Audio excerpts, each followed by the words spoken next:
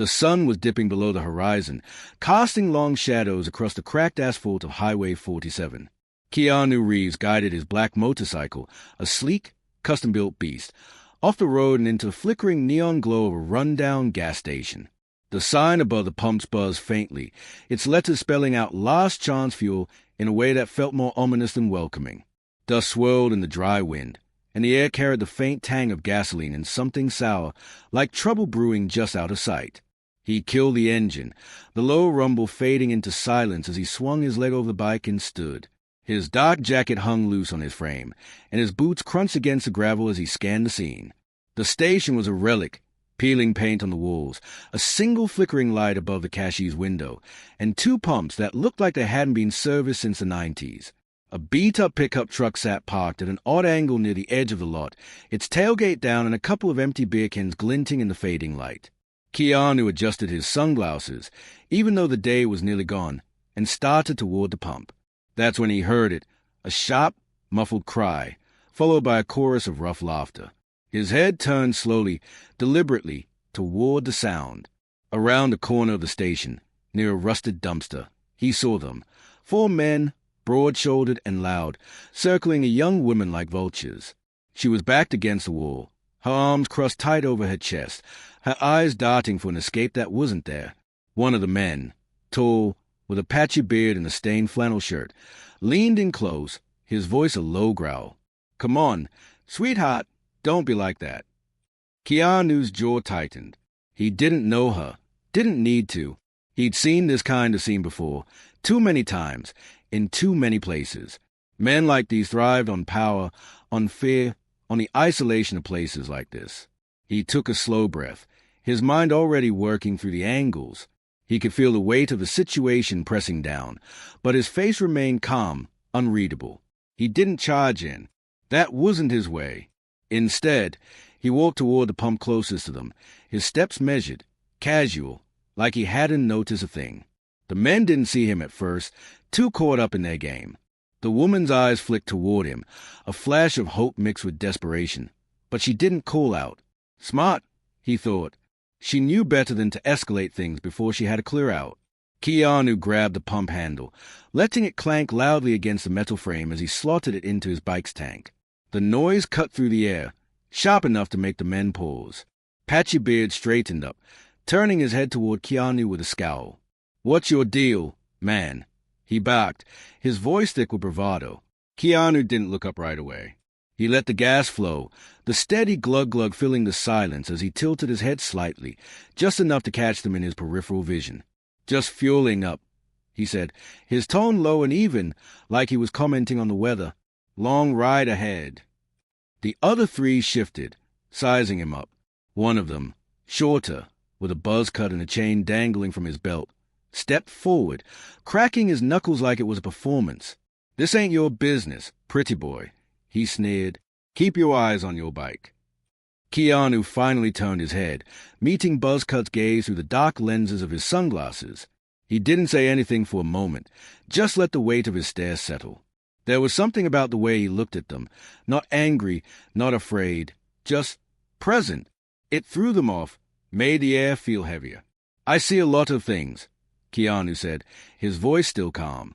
"Hard not to notice when someone's in trouble." He nodded slightly toward the woman, who was watching him now, her breath shallow but steady. Patchy Beard laughed, a harsh, grating sound. "Trouble? Nah, man, we're just having a little fun. She's fine, ain't you, darling?" He reached out to grab her arm, but she flinched back, pressing herself harder against the wall. Keanu's hand tightened on the pump handle, but he didn't move. "Not yet. Doesn't look like fun to me," he said. "Looks like you're making her uncomfortable. Maybe it's time to call it a night."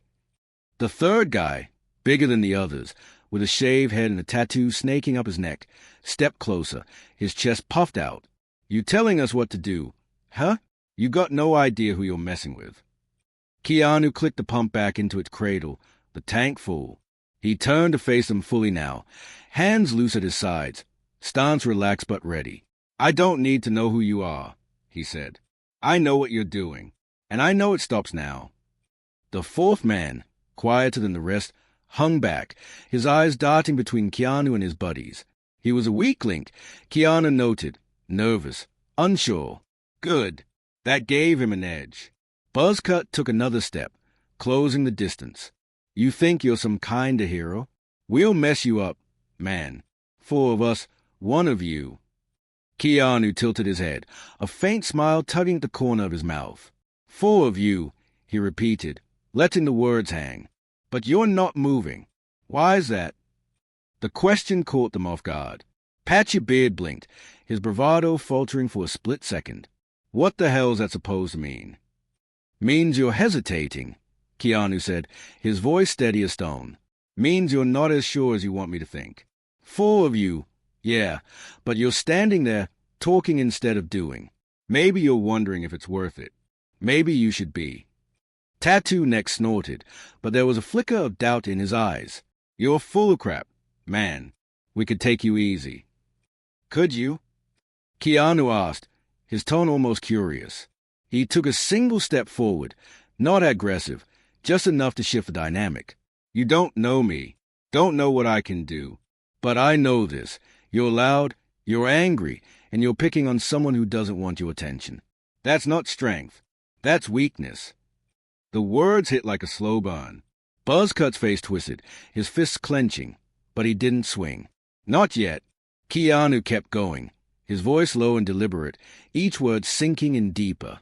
You've got a choice here. Walk away, get in your truck, and drive off. Or keep pushing, and find out what happens when you misjudge someone. The woman shifted slightly, edging toward the corner of the wall, her eyes locked on Keanu. He gave her the tiniest nod, barely perceptible, letting her know he had this under control. She didn't run, though. She waited, trusting him to see it through. 𝗡cie𝘁𝗶𝗰𝗲 spat on the ground, trying to reclaim some ground. You're bluffing. You ain't gonna do nothing. Keanu's smile faded, replaced by a look that was pure steel. I don't need to, he said. You're already doing it to yourselves. Look at you, yelling, posturing, but you're not moving. You're scared. Not of me. Of what happens if you're wrong. The quiet one finally spoke, his voice shaky. Come on, guys, let's just go. This ain't worth it. Shut up, Mike. Buzzcut snapped, but the crack in their unity was widening. Keanu saw it, sees it. Mike's right, he said, nodding toward the nervous one. You don't need this. None of you do. You've got a truck, a way out. Take it, before you can't. Tattoo Neck growled, taking a half step forward, but Keanu didn't flinch. He just stood there, rooted, his presence filling the space like a wall they couldn't push through. The air was thick now, the tension coiling tight, but it wasn't breaking into violence. Not yet. 𝗡cie𝘁𝗶𝗰𝗲 glared at Keanu, then at the woman, then back again. This ain't over, he muttered, but the fight was draining out of him. He jerked his head toward the truck. Let's roll. Buzzcut hesitated, his pride warring with his instincts, but Mike was already moving, tugging at Tattoo Neck's sleeve. Come on, man, let's go. One by one, they backed off, their bravado crumbling under Keanu's unyielding calm. They piled into the truck, the engine roaring to life with a sputter.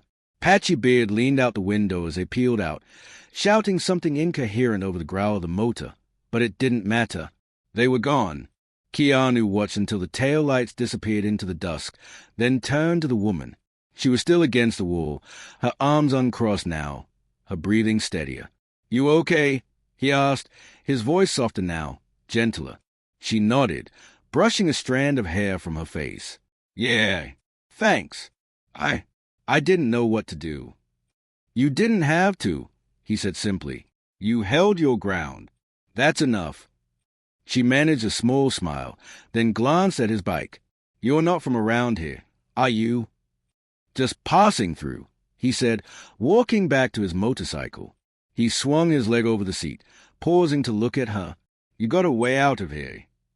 My car's on the other side, she said, pointing toward a dusty sedan parked near the station's entrance. I'll be fine now. He nodded, pulling his sunglasses down slightly to meet her eyes. Good. Take care. The engine roared to life beneath him, a deep, steady hum that echoed across the empty lot. He gave her one last look, a quiet acknowledgement of what they'd both just been through, then pulled onto the highway, the night swallowing him up as he rode on. Behind him, the gas station faded into the distance, its neon sign flickering one last time before going dark.